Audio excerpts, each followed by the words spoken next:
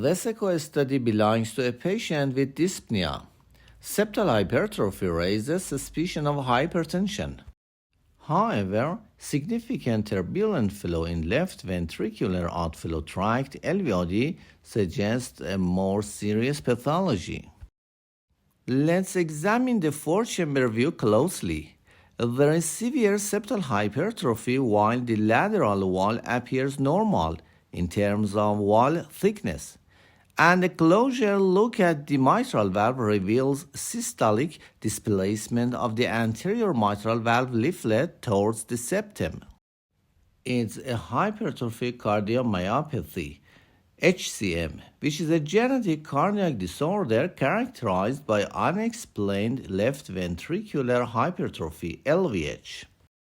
In fact, the hypertrophy is not due to pressure overload and is often associated with myocardial disarray and fibrosis. The diagnostic criteria of HCM include a left ventricular wall thickness of 15 mm or more in one or more myocardial segments. In patients with family history of HCM, a left ventricular wall thickness of 13 mm or more may also be diagnostic. Another criterion is septal-to-posterior wall thickness ratio of 1.3 or more in normotensive patients and 1.5 or more in hypertensive individuals.